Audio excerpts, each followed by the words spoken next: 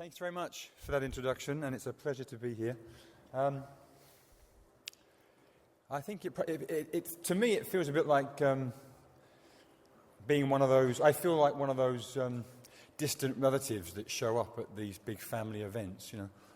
I hope this is a family event that feels more like a wedding than a funeral. But I'm a distant relative for two reasons. One, I've flown in from a faraway place. It's about I guess it's 5 or 6 years since I was last in Canada.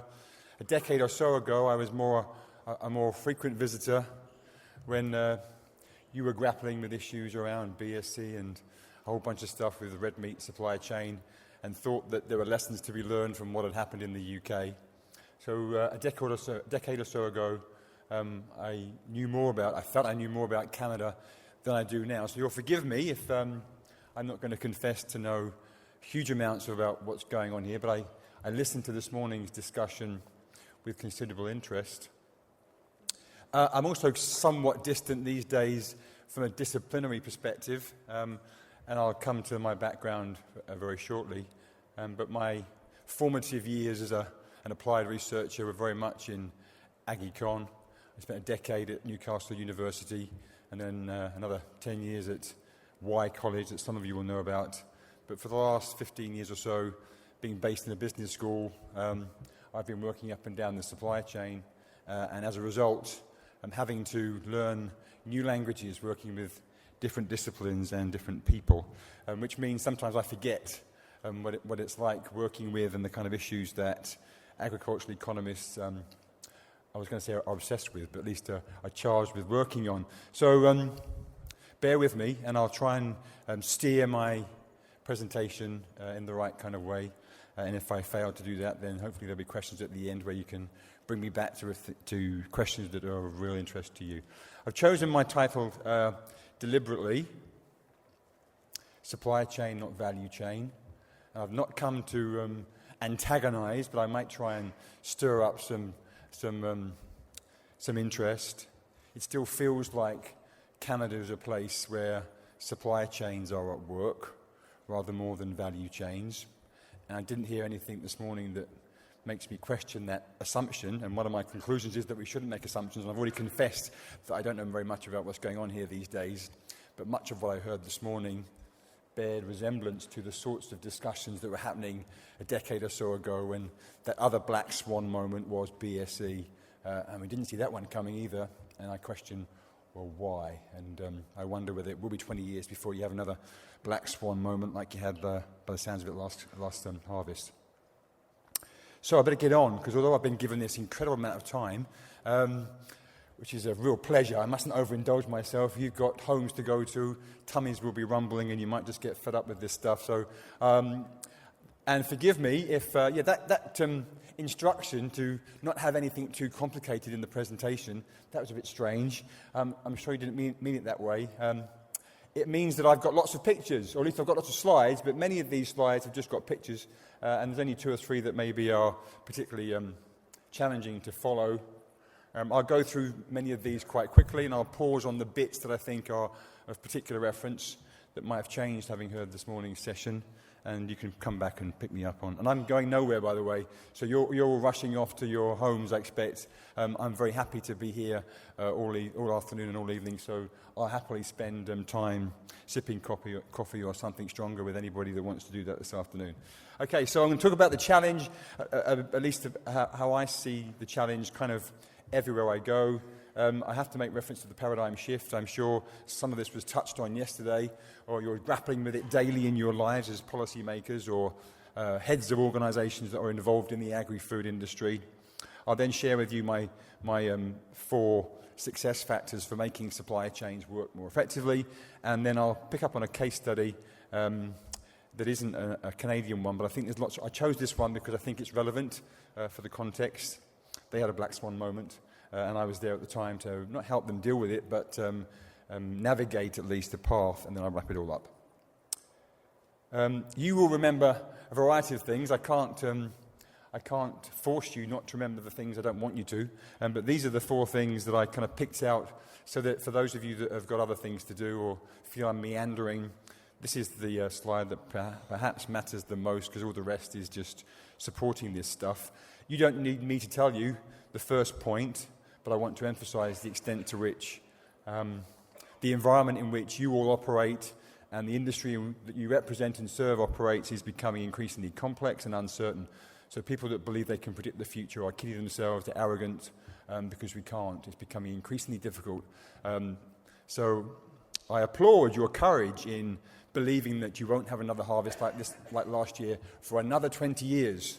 And I guess I hope that gives you time enough to incentivize people to invest in the capacity you need if you're going to continue to compete on global markets, in global commodity markets, by being efficient and delivering outstanding customer service. So I think that leaves organizations and parts of the world, particularly in commodity markets, vulnerable, and makes it difficult for them to achieve what I refer to as sustainable competitive advantage. And I would imagine AFC is part there to regulate and intervene when markets fail, but you're also here to help your industry succeed, not just in feeding people, Canadians in particular, but to generate profits to pay for other things. So that's the first point that I hope to get across, which shouldn't be too difficult, because I can't believe too many people are going to disagree with that one. So this notion of sustainable competitive advantage, that requires a shift in a paradigm shift in the way that people think and the way that they talk and the actions that the way they do things. And that's really a shift away from opportunistic supply chain push to much more collaborative value chain. Paul, you'd have heard that message before. I've only got a couple of slides on that, but it's still a really important one, because as I travel the world, I'm fortunate to travel the world and use my big ears. The guys at the back and girls at the back can't see my big ears, but I'm blessed with them and I use them very well as I travel and try and make sense out of what people are doing. And often I can't. Luckily, I'm just an academic, so I can walk away and shake my head. I haven't got to deal with these issues that you all do on a daily basis. So third point means because of all that, we've got to change the way we think, the way we allocate resource, and indeed incentivize people. So I don't know if all the railway people have gone, but I was really intrigued by that whole issue around incentivization and the extent to which regulation supports that or gets in the way. Big debate, and you have lots of vested interest in the answer to that question. And I do believe, taking you back to yesterday, I wasn't here, but I'm sure you had lots of stimulating presentations about consumers and what they're interested in and what they're doing. I think it's a real blind spot. It's a catastrophic blind spot. Everywhere in the world, up and down the supply chain, we all make far too many assumptions about consumers. We place far too much faith in the limited data that we have access to, particularly prices. That means an inevitable misallocation of resources, including investment in cash, people and technology to compete. So pause. They're my four big things. I hope they're remotely relevant to the brief. If they're not, then I'm buggered. But I'll just speed up. So you've had enough about me. You won't want to see my kneecaps. I referred to my ears. My first degree was French in economics. Did a PhD in agricultural economics. And for the last 20-odd years, I've been doing applied research, literally up and down the food chain, all over the world, working with amazing companies, very large, and amazing people, very small, and academics of all kinds of disciplines. And that just means the more I understand that I don't know and really understand what's going on. The more you learn, the more you know there is to learn. And so one of the things I'm most pleased with is the comfort that I have in getting things wrong and not being right. Totally at ease with just sharing with you my perceptions, drawn in by my big ears. So I'm a very lucky person to have had the career that I've had. So I want to mention a couple of things that perhaps legitimize my presence. And this is one of our flagship projects, now in its 10th year. The point about this project is that's me working with Tesco, the second largest retailer in the world, dunnhumby, the company that they own, perhaps not for much longer, that has helped them gain better insight of their shoppers than any other retailer in the world. And for the last 10 years, we've been taking that data, we've been mining that data, translating that data, and sharing it with farmers and small food producers so they can get a better understanding of what's going on in the world and allocate resources more effectively to add value or take out cost. So in that 10-year period, we've had about 16 PhD students funded by government agencies, Scotland, Ireland, England, regional development agencies, and commodity boards, if you like, over £1 million worth of funding to bridge the gap. So that's it's a novel model where, and the Dutch are very good at this, where industry, academia, and government come together to address an issue of market failure. And for me, I heard it this morning: information and insufficient granularity of information is a real market failure, and we shouldn't underestimate the need to have more of that. And I've learnt that through this project. So we've assisted over 600 small businesses, food companies and farmers in a variety of areas. I'm not going to bore you with the detail, but you can see we've worked across a number of sectors. And if you are interested in this project and how insight can inform even the smallest of agri-food enterprises, check out the website whobuysmyfood.com, and there's a 15, 20-odd case studies that you can read in the time it takes you to visit the bathroom, to have an example of how insight can drive behaviour and decisions for even the smallest micro businesses. So, given that the overarching theme of the conference, I believe, was consumers and tying that into the supply chain, I thought I would mention that flagship project of ours. We are the only academics in the world to have access to that data, and it's the most amazing data. We're like kids that have been given the keys to Toys R Us at Christmas, and no one else is in the store. And we're just 30,000 SKUs, segmented a zillion ways, just incredible. And it's opened my eyes to what we mean by consumer behaviour. The other thing that you need to be aware of is the work that I've been involved in over the last 10 or 15 years in value chain analysis, so diagnosing the way supply chains, value chains work, starting with a considerable amount of work in Australia, where I was privileged to work with the South Australian government and the food and wine sector for many years. There is a Canadian project in there. Many of you will know the work of Martin Gooch, and that was a project that I got involved with Martin. And then even more recently, in new areas, so working with railway trains and respite care for disabled kids with the local county council and a parent group.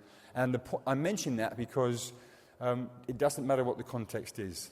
There are recurring themes. The information is ubiquitous, and yet we're so deaf and we're so blind because we either don't pay enough attention to dig into the data, or we simply don't access or share the information. And that's true of all of these projects to varying degrees. And one of the reasons for that is that there's a fundamental lack of trust between players in the supply chain. So what we've got, we keep. We haven't got the resources to exploit, which means the value chain as a whole continues to dysfunction, or at least function suboptimally. And the case study I'm going to share with you a little bit about of insight from is the wine study, which is that one there. Okay, so hopefully I've remotely legitimised my presence, and I've not taken up too much time in doing so. So the challenge: how on earth do they get oilseed rape to grow there? I don't know where that is, but it's an amazing place. And this is a topic that you must all be obsessed with. None of us really understand what this is, and yet everyone talks about it all of the time. Most businesses are trapped in the left-hand, bottom left-hand segment because we can't generate the returns to give us the profit that we need to invest. But governments certainly have to address the other segments of that sustainability pie. And what this bit of animated stuff that I'm so grateful to my PA for shows is the complexity. So this one slide for me does the job of illustrating the complexity of the world in which everyone in this room works on. These are all areas, all aspects that are hugely challenging and require people focusing on them in great detail. And the big challenge is for those people to surface sufficiently regularly to look beyond the specific issues and how they interact with each other. So I think that's not only is it a bit of a mess now, it's huge. It illustrates the complexity of the world, particularly that the food industry is grappling with. And so companies, and I think governments, are trying to make this happen too are looking for a sustainable competitive advantage, which you don't get if you're going from boom or from bust to bust because the risk is too high. You don't get the investment. You do get a lot of waste, which you cannot afford. I'm just grateful that I don't have to work in those kinds of markets. So sustainable competitive advantage for me requires a collaborative allocation of resources. The economist in me that's constantly being challenged by the disciplines always comes to my rescue, because at the end of the day, we don't have enough resources to do all the things we want to do. No one does. And so being able to share resources more effectively must make sense. To do what? To add more value wherever we can. You've got to know what it is that the consumer values. And it's quite sobering for primary producers to come to terms with the fact that in the majority of markets, they add no value at all. They are just necessary parts of the process. I often get threatened after events when the room's full of farmers, and I say that. They pin me up by the bar and ask for or seek retribution. But I just say, talk to consumers. What do they care about you? And most of the consumers in the world don't care at all. Which means you just got to do your job as you're supposed to and turn that genetic raw material into a crop, if that's what you're about. And we've got to do that at a lower cost, and we've got to do that faster than everybody else, which is really hard already. And you better do that without screwing up somebody or some place. And that's where the government often finds itself intervening when industry is stuffed up, trying to run faster just to stand still. Still happening everywhere I go. Because it's hard. Not because people are stupid, but because it's really, really hard. So I don't think business can work in isolation. They need help from government. Government shouldn't just be regulating to fix things when they're going wrong. They should be working more closely with business to stop them from happening in the first place. This might be one of the most significant slides, I don't know. Those of you that have been to the UK will have experienced the London Underground, and this is Mile End, on the east end of London, where you have a big gap to step across. So it reminds you, as the doors open, to mind the gap, because you'll fall onto the railway tracks if you don't. And I think one of the reasons for conferences like this is because policymakers, just like the CEOs of businesses or the owners of enterprises, are looking to change people's behaviour, either the people who they're responsible for or the behaviour of others in the chain. Most of the conversations you'd have had yesterday would have been about changing consumer behaviour. That's where often the focus is placed. So the target is to change behaviour, and the kind of fairly simple model for doing this is that you raise awareness through advertising and promotion or public information campaigns. And if those public information campaigns or advertisements are relevant, people will listen to them, they'll seek further information, get more knowledge, and if that's still relevant, they might just change their attitudes. Attitudes do not change overnight. It takes a black swan moment, something shocking, to change people's attitudes, but their behaviour can. And often we confuse those two. Just because I buy brand X instead of brand Y, vote for party A versus party B, doesn't mean necessarily that my values have changed. My behaviour, you see, has. And the trouble is that those three bits of the process of behaviour change, that's relevant if you're trying to change the behaviour of politicians, of farmers, of railway companies, as well as retailers and manufacturers and consumers. Yes, you've got to explain to them what's going on. You hope they're going to change their attitudes, which will dispose them to behaving in a different way. But it's not enough. So the theory of planned behaviour, which this simple picture is coming from, ignores the attitude, intention and behaviour gap. And when I use this slide with my students, I just draw their attention to the fact that most of the time, academics and even industry focus on measuring behaviour before it's happened, by measuring the change in attitudes, when that doesn't always translate into actual behaviour. That's the big gap. So educating farmers, raising the awareness of distributors and retailers, and then expecting them to get the message that if you eat too many donuts and don't go out running enough, you're going to have a cholesterol problem. Well, I love donuts, and I don't care for running, and time's too short, so why should I care anyway, is what often happens. But we're obsessed with change, with measuring, attitudes are not focusing enough on behaviour. And the behaviour in one country, market, store, town, it's different. And yet we're always, particularly economists, the biggest trap we fall into is by looking at things in aggregate. And aggregate is aggregated data is ignoring the differences that exist.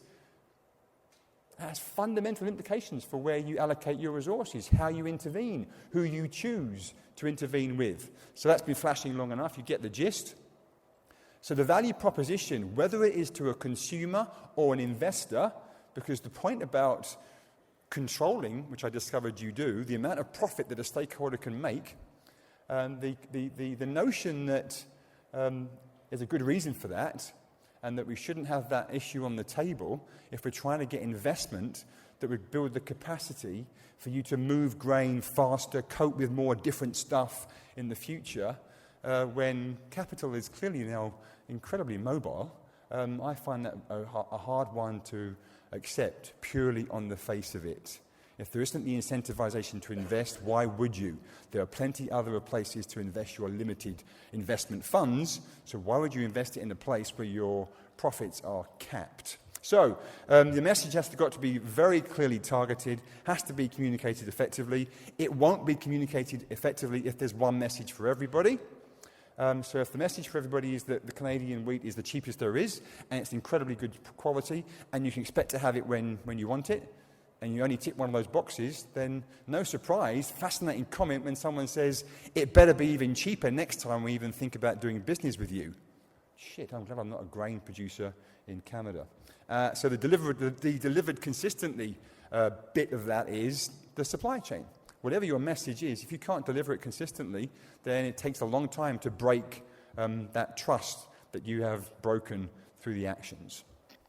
So I think that sounds like, to me, a pretty challenging environment, which means I believe wholeheartedly, this is a wine picture, in case you haven't noticed, one of the longest supply chains there are, and clearly what we're talking about here, the paradigm shift that you must be considering, you have considered, and you will have heard before coming from different people, it's quite hard for that poor farmer to push that anywhere without any wheels and it's square, and they should be frowning those people on the train, on the trailer, because none of them are making very much money, or if they are, it's because they're bullies, or they've got information that nobody else has. So in this world, trading relationships are opportunistic. People are gambling all of the time. If you're in a commodity market, the only way you can continue to make more money is to get bigger and cheaper. So if everyone in your industry is working hard, investing in growing their yields and their capacity to harvest more, it's no surprise to me that every now and again the constellation will be such that, bingo, we get a bumper harvest. I don't think that's just a freak of nature, and I would challenge the assumption that it's another 20 years before it happens again. We have no idea what's going to happen to climate. We have no idea about the constellations ahead that will give us different kinds of spikes of a quality nature rather than a quantity nature for different products over the years to come. So I highlight dysfunctional. Conflict is inevitable, and it's not a bad thing, but it needs to be functional conflict. So we work out why it went wrong and fix it. And you don't do that when you're in opportunistic trading relationships, because it's tough. You're on wafer-thin margins, and when someone doesn't do their job, you want to kill them. You don't want to sit down and have a rational discussion about why it went wrong. So information flow in these kinds of markets are very, very weak. It's transactional data. I sent that cargo. It was good when I left it. You haven't paid me yet. That's it. So it's about compliance. So the whole regulatory stuff around abattoirs. I go back to the kind of HACCP days. The HACCP days, so do you regulate abattoirs or do you let them work it out for themselves? If you regulate, they just comply and nothing more. So the gap that you seek to close through regulation is a very small one and actually doesn't become very meaningful when other parts of the world have worked it out. So regulation ultimately always fails to get you to where you want to be, if what it is that kind of command-driven, stick-orientated one. So compliance is not a good thing, at least if that's the only thing it is, just compliance. And the third aspect there is that it's just based on cost plus, which far too many people confuse with value add. So most people in the supply chain, they've paid this much for some stuff, they work out how much it costs to do some things, they interpret that as value adding. Well, they're not the right ones to determine what adds value. It's the consumer that does that. And I go back to consumers not appreciating all the hard work of the majority of primary producers who are necessary but add no value for the majority of markets that you're operating in. So what we want is, we want rubber on the wheels, we want the consumers, I'm not quite sure that's a woman, she obviously buys most of the wine in this particular example, so the consumer is pulling this along, and in those sorts of supply chains, then the conflict that happens is functional. We expect things to go wrong, and we're quite grown up about the conversations that we have. There's no shouting or accusations going on. And because of that, we share information readily, not just about attitudes, but about behaviour. So everybody's got a better idea of what's actually happening rather than making assumptions. And the business model is fundamentally value-adding. So if I discover that I add no value, I focus on either doing something else, like vertically integrating, or recognize that I must be efficient or do something else, because my bit in the chain does not add any value, and I understand that. You've got options. Options are generally good. Okay, so in this, how do we get from the push orientation to the pull orientation? I've got four key success factors. It's not easy, but the first one is strategic alignment. So often, the regulator gets in the way of the grown-up conversations that are necessary to work out which markets we target with which products in which way. But essentially, strategy drives resource allocation for government and business, and facilitates the process process integration. It's the process integration that gets buyers and sellers talking to each other, that gets manufacturing and logistics within the same organisation talking to each other. My students don't believe me when I tell them, in most organisations that doesn't happen. The sales team make promises that manufacturing and logistics can't keep. Happens all of the time because of the way the organisation incentivises those people. So you don't really want people like him defending your shores. That's a misallocation of resource because he's not quite sure what he's supposed to be doing. He's got a very cheap weapon there that he's going to use to do some damage with a wooden timber frame or something, but he's not going to do much else. One of my favourite slides that always leaves people shaking their heads, this is my Doug Lambert stuff, Ohio State, Martha Cooper, Lisa Elram, the academics in the room may have heard of those people all those years ago, 20 years now, talking about the shift from supply chain to value chain, talking about supply chains being more than just logistics. I can't risk spending as much on this diagram as I would like, but the reason it's such a really, really useful one is that it is about transaction costs. It is about investment in relationships. It is about knowing where stuff comes from and who you should be talking to, government and industry. So knowing what your customers and consumers value should drive the kind, that's on the right-hand side, should drive the kinds of suppliers of products and services that you need to purchase. So if your customers want cheap stuff, you want damn efficient suppliers. If they want diddly-fiddly value-added stuff, you want innovative suppliers. And they're not always the same people. So your portfolio of suppliers should match your portfolio of customers. And I'm going to keep saying this, and I've missed a few opportunities already. If government just expects businesses to work this out, then they're wrong. You'd think they would, but they don't. You can't do it for them, but you need to constantly make it easy for those connections to be made.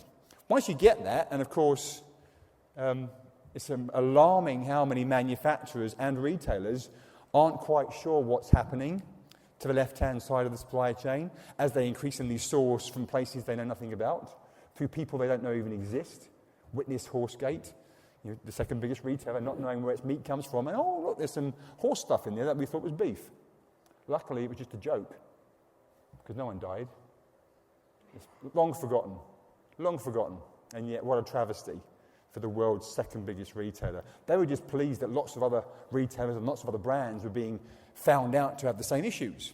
As a new brand was found as being counterfeit, it was, thank God, it's not just us. Well, it's not just us then, because everyone's in the same situation. Don't know where stuff comes from, don't care.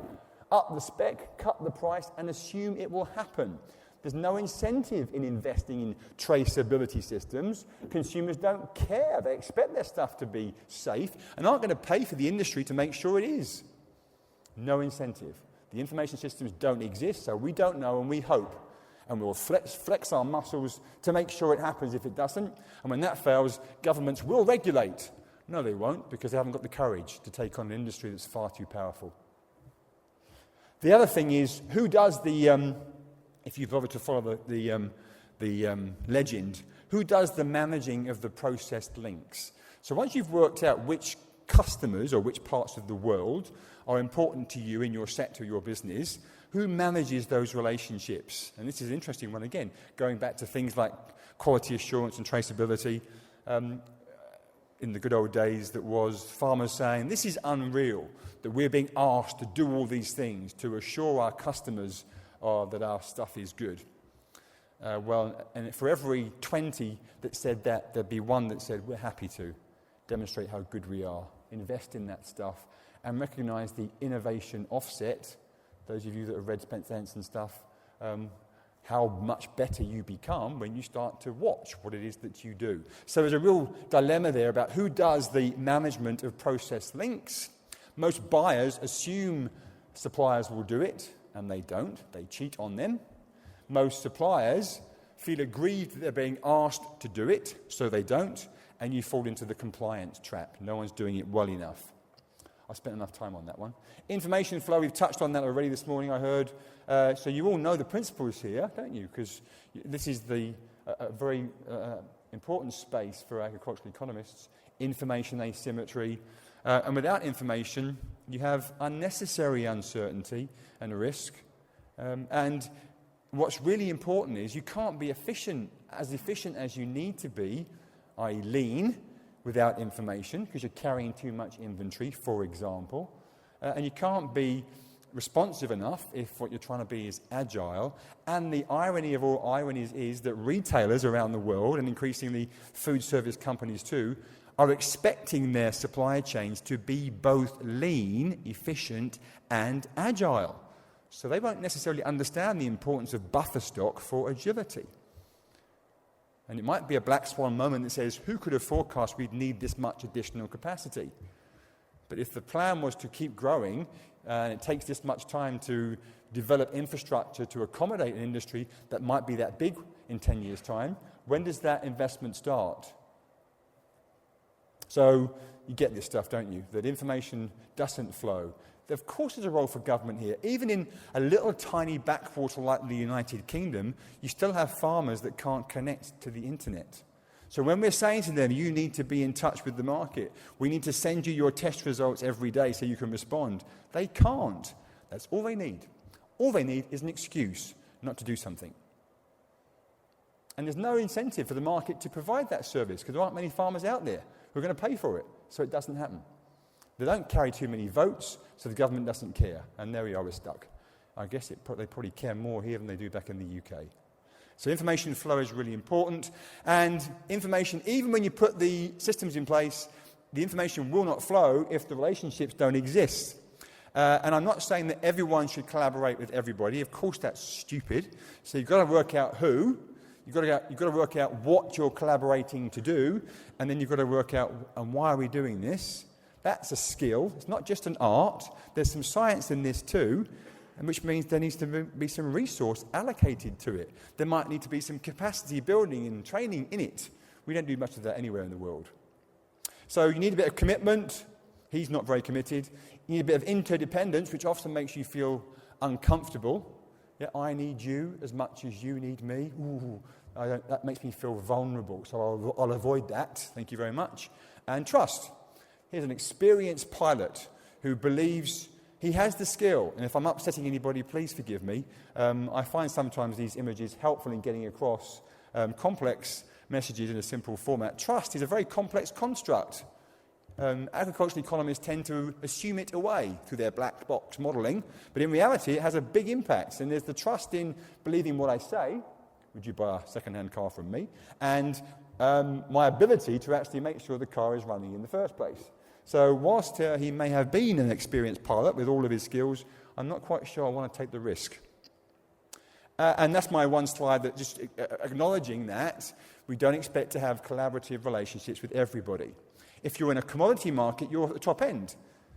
No one can deny that. If you're shifting bulk stuff, then you'll be operating around contracts and spot markets, which need to be closely monitored, and to work properly, as I heard this morning, there needs to be an abundance of information, but that's it. You won't get into too much of the outsourcing and co-investment where the big profits are to be made for relatively small volumes. And all I'd say there was, I think I understand enough about a country like Canada, not dissimilar from Australia or New Zealand, where you have to have bulk commodity markets. And of course, but you also need portfolios. You can't be relying on just bulk commodity markets to Japan, China and Europe through one channel, because then when something goes wrong, you've got no options. Options are good, but they don't just happen by themselves. And the competencies that you need to exploit them take time to develop. I believe that consumer insight is the missing ingredient, because increasingly throughout the world, in all of your markets, retail is not retail, food service is not food service. Chinese people are not Chinese people, and neither are the European. North Americans talking about targeting Europe makes the Europeans weep. So the Norwegians are like the Greeks, are they? And the Poles are like the people in Ireland, are they? I don't think so. And that means they need to be treated differently. Otherwise, you'll get what's coming to you. Just send us the cheap stuff and make sure it's on time. If that's what you want to do, then join the Brazilian club. So the consumer insight extends the line of sight. It's hard, and Homer Simpson says if it's hard, it's not worth doing. Okay, that's what one of my sons said. Enough said. Everyone in the value chain needs much better understanding of who buys what and why, including commodities, because no one's got enough resource, and you can't afford to hit and hope. There has to be a strategy. There has to be the dialogue. So, as people say, access to the process.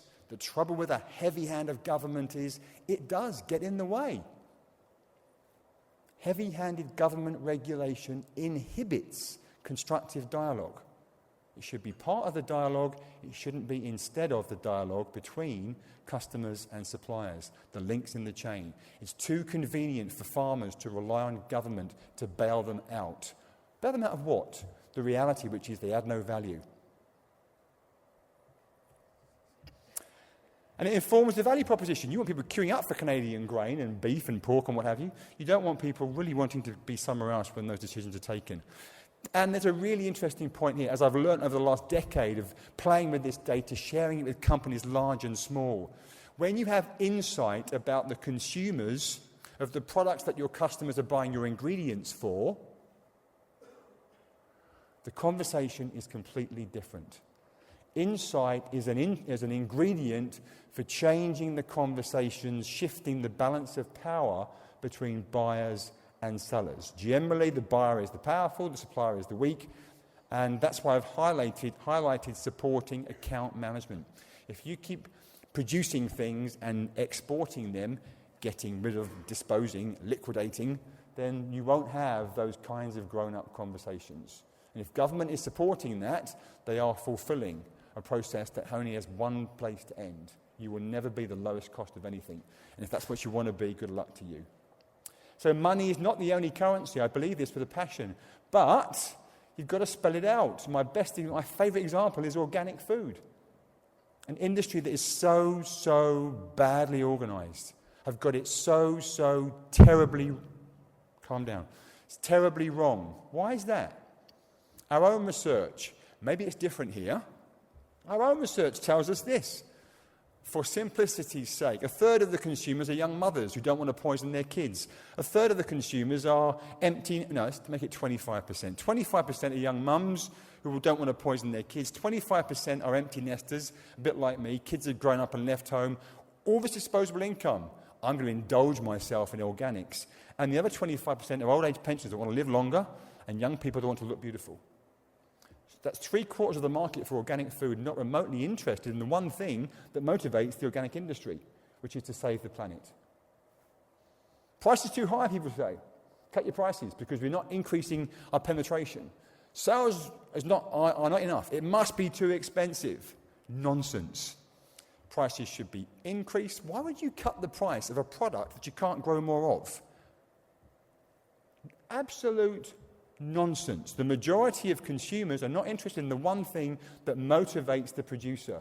That results in really, really, really bad marketing. So I indulged myself in the organic beefsteak that tastes like every other beefsteak, cardboard. So what was all that about then? I expected that to blow my taste buds away. That's the last time, at least for about 18 months, that I buy organic beefsteak. Cut the price, sell more of it, just so it can get thrown away, spat out. So don't trust me. And I managed to get a slide that relates to the wheat industry, which wasn't that clever. I didn't even know. So there we go.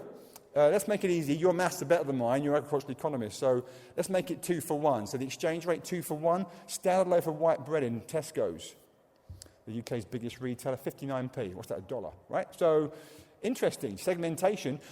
Bread, the staple food of life.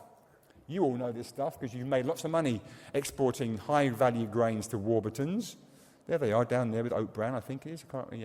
But fascinating. We've got dietary for the celiacs. Seeded, no-crust, organic, crusty, toasty, 50-50, healthy. And the no-crust is one that tickles me.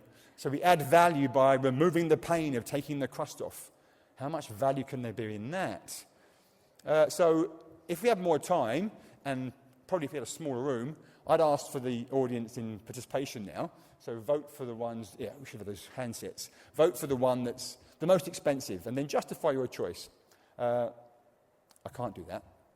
And I'm worried if I start, then I'll only have a chance for a couple. So I'll deny you the privilege of showing me how expert you are in knowing this stuff.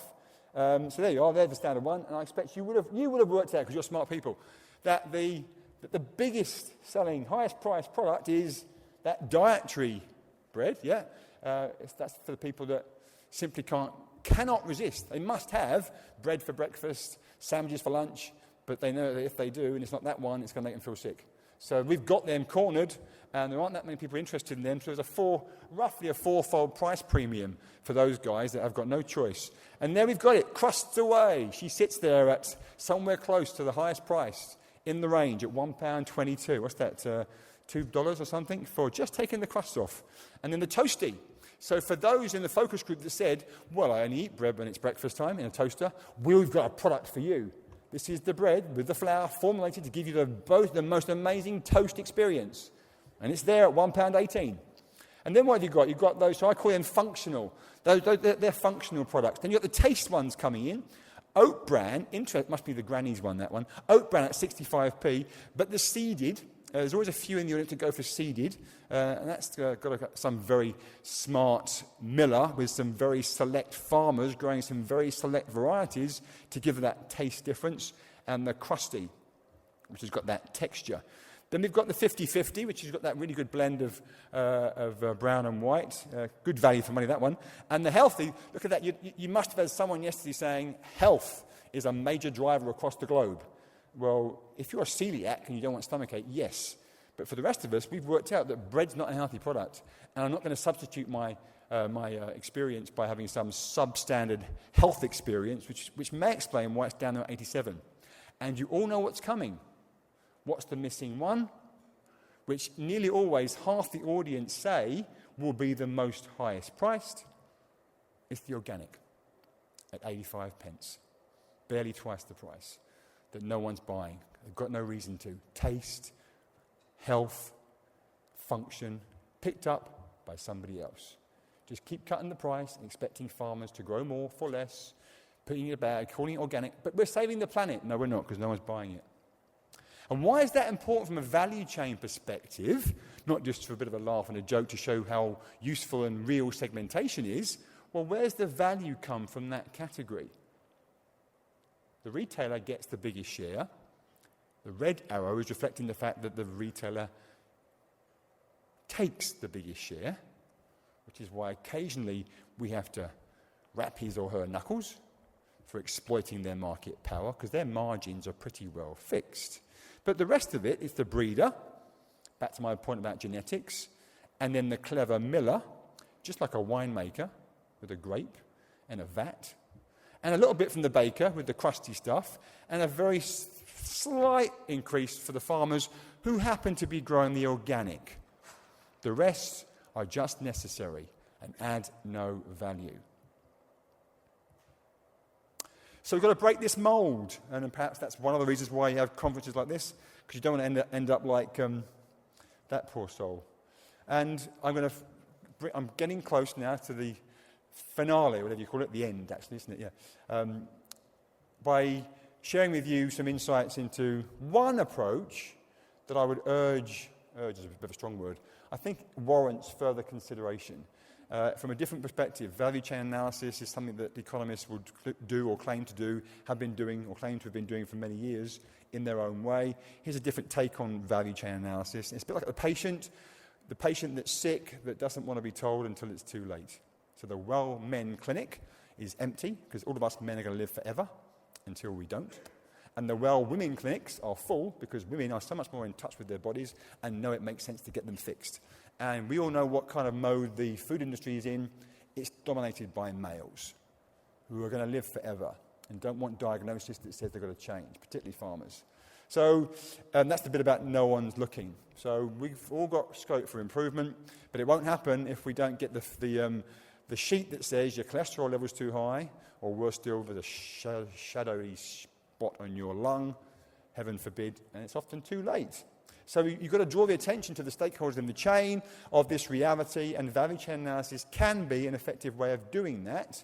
How does it work? You've got supply chain mapping, which is where are we going in the world with our grain or our pork? Yep, so a bit over there to Japan, to Europe, wherever it might be, to America. Process mapping is what we're doing in the plant or in the depot. And value chain analysis combines the two. The very big picture of supply chain mapping and the very detailed picture of process mapping. And it's a multi-dimensional diagnosis of where we currently sit. The point is, we're all making too many assumptions about what's happening, who values what is going on. And all too often, those assumptions are false. So it's mapping the material flow in the eyes of the consumer, not you, or whoever's involved, looking at the flow of information and relationships. And the idea is to work out your plan for getting things better. So how many donuts less you can afford to eat, and how many more kilometres you need to cycle to sort out your heart problem. And to show you how this works in a very quick way, I'll share with you a few slides from what was a really interesting project that I got involved in with the South Australian government, working in collaboration with industry to get a better understanding of how to work its way out of a mess that it got itself into. What mess was that? I'll tell you in a second. So this is Tesco again in Yalumba, the oldest family-owned winemaker in South Australia. South Australia makes 2/3 of Australia's wine. Tesco is the single biggest consumer of Australian wine in the world. The UK is their biggest market. Amcor, you've heard of, big packaging company. Tarak Technologies help them dispose of their waste. So the context here was a black swan, not dissimilar in many ways to your black swan, but yours was a good one that had bad results. Theirs was a bad one that had good results, the drought. So 2008, they've got the Chileans and others attacking them in global markets, so they're losing market share, so their order book's shrinking, and they've got the rains not falling, so the grapes aren't being harvested, thank the Lord, because there was no space to store them. But worried about the sustainability of wine production, in 2008, when Tony Blair, in their biggest market, was saying, we need to be more sustainable, and a big push for things like carbon labelling. Should we as an Australian wine industry be leading the charge on carbon labelling? Well, we better find out how good we are at that and how much carbon there is in an Australian bottle of wine before we progress with that strategy. Do we all agree with that? Yes, sir. Right, let's have a go at that then. So that's the context. Their black swan was drought. How are we going to grow this stuff? And markets not quite so thirsty for the Australian wine. So how does it work? So you talk to lots of people, you do lots of research, so some consumer research, surveys and focus groups, interviewing people along the supply chain. How do you do stuff? How do you make decisions? what's going wrong. You take the x-ray back to the patient and say, does this sound about right? Oh, God, yes, it does. I'm going to have a heart failure. Well, that's up to you guys. Off you go. And then we coupled that, in this case, this is the first of its kind, with the life cycle analysis to get the carbon footprint. So because I'm running out of time, you can read this. It's a published case study now. I'm going to focus on those first three, although the other two are really important, and I will show you two horrendous slides. I won't spend very much time on them. So the important thing about the consumer value was this. At this time, the wine industry in Australia was assuming, because Tony Blair was telling the world we should be, that environmental sustainability was really, really important, and so there we need to be much more sustainable in our choices. And what did we discover when we asked consumers was, you will not be surprised. When we're buying wine, we're thinking about one thing, ourselves, and the pleasure we're going to derive from what's in that bottle. We're not remotely interested in where it comes, maybe, only because of the taste, the grape, but how it's produced, get out of here. And by the way, the bottle is really, really important, particularly for those shoppers in Tesco in the UK that aren't wine connoisseurs. They'll often look for the bottle that's on promotion. So that comes out by talking to people. And of course, that stuff changes for different segments. The dangers of looking at a distant market from the distance and not asking the questions. So from that, we took that consumer research and imposed it on a pretty standard material flow diagram. What you see there is, I won't spend too much time because I'll get flagged off in a minute. The dot points represent the stages in the production process. This translates to delivering respite care for disabled kids. This works anywhere. How does the process work? Who does what? The dot points are what's going on. Seedlings, rootstock, fertilizer, land management, irrigation, crushing, winemaking, labelling, packaging, inbound logistics, and then the consumer valuing those things that we got from the consumer research. Notice all of the N's in the grower box. It's always N in the grower box. Every time. Unless we're doing some welfare-friendly product or some environmentally friendly product in which many of those N's instantly turn to V that's relevant for about 5% of the market. So, we've now got an idea of which bits of the process add value, which bits of the process don't. You're not really interested in Oxford Landing or the wine chain, probably.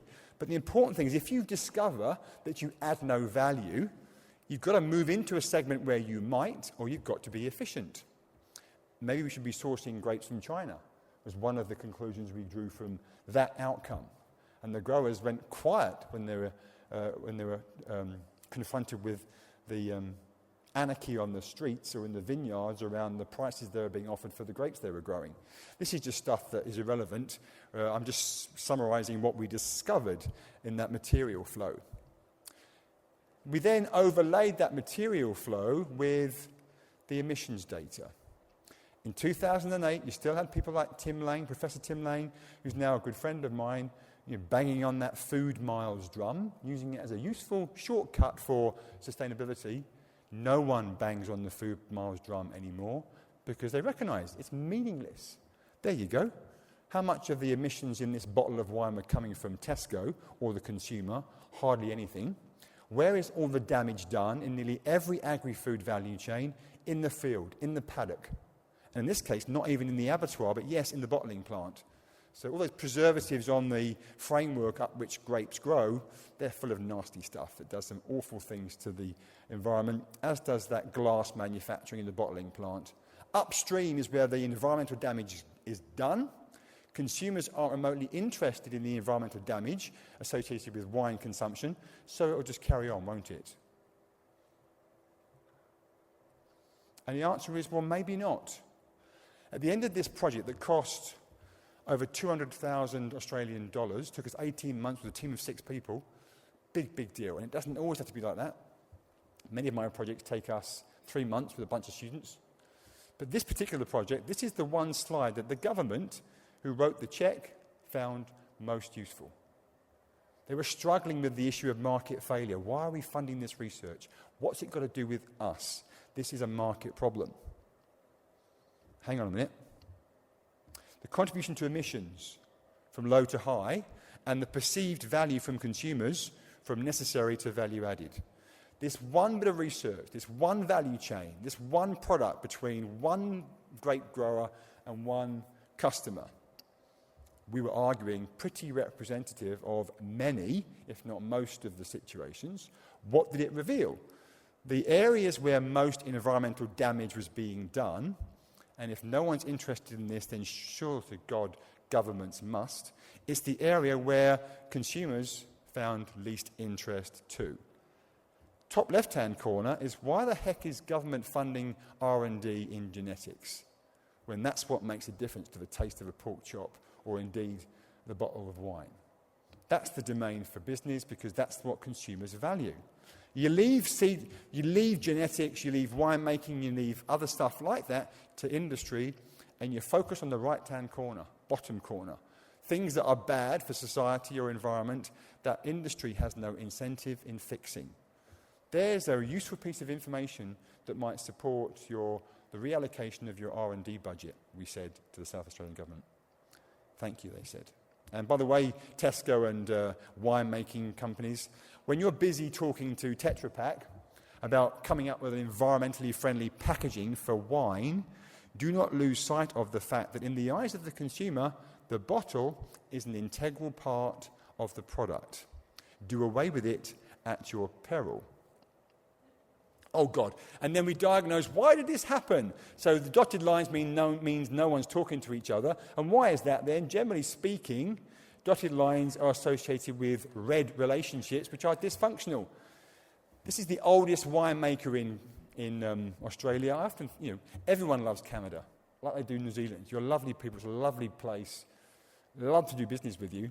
But you've got to make that good feeling work for you. Same with Yalumba. Look at the green lines that are dotted. Everyone loved doing business with them, and yet they weren't getting better information. They knew nothing about their consumers, and were making loads of assumptions about what they did. The role for government in all of this, well, to help business anticipate change. 60% of the wine industry based in this state, lots of jobs at stake if they get it wrong. If you haven't got confidence in industry getting it right, at least have a seat at the table and help them get it right. Don't make it difficult for them. Enable proactive decision-making rather than waiting for the black swan moment to arrive. And that, as my last slide showed, it might well also be useful for informing areas for government policy to focus on. Hooray, he's finished. So my conclusions are as follows. Of all of this stuff, and I've missed out loads, of course, because although 50 minutes is a long time, there's still not enough time to go on. Assumptions are the mother of all cock-ups. I believe that with a passion. I was introduced to a book by Nicholas Taleb. Some of you may be familiar with it. It's a must-buy. Go on eBay, get a second-hand copy, and read it on your next flight home. Until Cook discovered Australia, all swans were white. It takes one extreme event, just one, to challenge our existing orthodoxy. You had one of those last harvest. They had one of those in 2008. And it's convenient to believe it will never happen again. I don't think anyone's believing that we might not have another 9/11 again. The world has changed forever. Orthodoxy will never be the same. So the black swan, we're far too comfortable with averages and what we're used to. And we don't like grappling with extremes, so we'll conveniently classify them as extremes, rather than recognizing that that might be a direction which is more like normal in the future. And that's something I really... And the granularity of insight I've had into purchasing behaviour through that Tesco Club Card data for hams and jams and pickles has made that so obvious to me in my research. 2 slides left. So forgive me, this is very politically incorrect, but it serves to make the point. I believe this is true in the majority of markets around the world. The blind are leading the blind. I did say forgive me. It's not a pleasant sight. They get what they didn't expect. Not pleasant. So we've got to change the way we think, take decisions and behave. that's going to be painful for the bull and probably painful for the rider too, as that supplier who has been abused exacts retribution in a most unfortunate way. And I think consumer insight is an essential missing ingredient. All of that adds up to this, which I think is that everybody, government regulators, farmers, distributors, manufacturers, retailers, banks, insurance companies, mustn't forget them, need to look more closely, speak more clearly, and listen harder. Because if they don't, this is what's going to happen.